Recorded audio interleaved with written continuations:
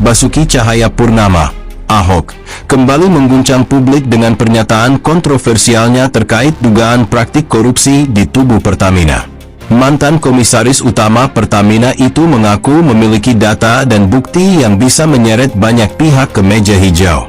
Dalam serangkaian wawancara, ia mengungkap bagaimana sistem di perusahaan minyak pelat merah itu sudah lama dikuasai mafia yang merugikan negara triliunan rupiah.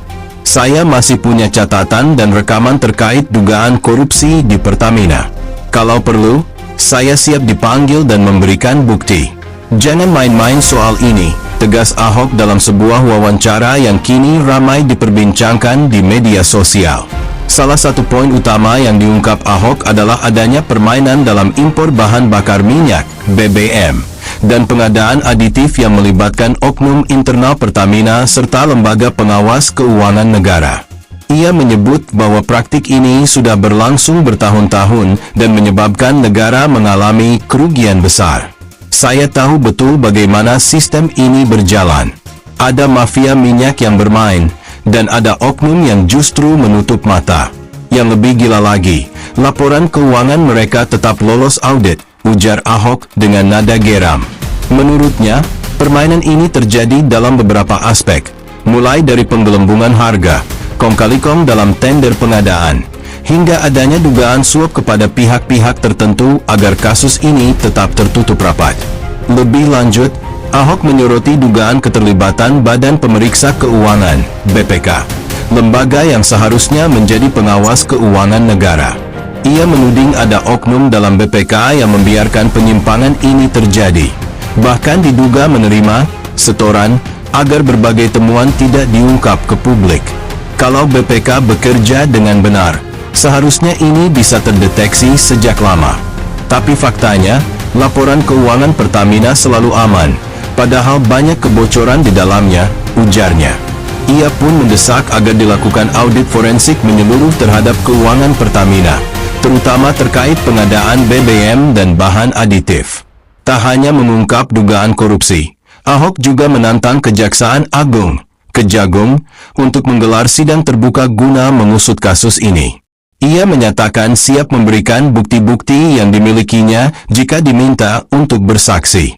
Kalau benar-benar ingin membongkar kasus ini, mari kita buka semuanya di sidang terbuka. Biar masyarakat tahu siapa saja yang bermain di dalamnya. Jangan cuma jadi isu di media, tapi harus ada tindakan nyata, tantangnya.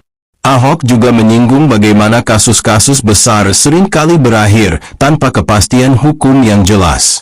Oleh karena itu, ia berharap aparat penegak hukum bisa bekerja secara transparan dalam menindaklanjuti temuannya. Pernyataan Ahok ini langsung memicu reaksi luas dari berbagai pihak. Sejumlah aktivis anti korupsi mendukung langkahnya dan meminta Kejagung segera mengambil tindakan. Mereka menilai bahwa pernyataan Ahok tidak boleh dianggap angin lalu, apalagi mengingat rekam jejaknya yang selama ini dikenal vokal dalam memberantas praktik korupsi. Sementara itu, pihak Kementerian BUMN hingga saat ini belum memberikan tanggapan resmi terkait pernyataan mantan Gubernur DKI Jakarta tersebut. Menteri BUMN Erick Thohir, yang sebelumnya juga gencar memberantas mafia di BUMN, belum berkomentar terkait tudingan yang disampaikan Ahok. Di media sosial, netizen ramai membahas isu ini.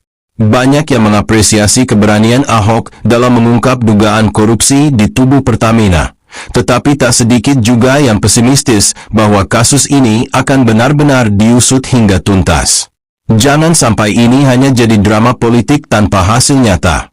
Kalau Ahok punya bukti, harus segera diproses hukum, tulis salah satu netizen di platform X, Twitter.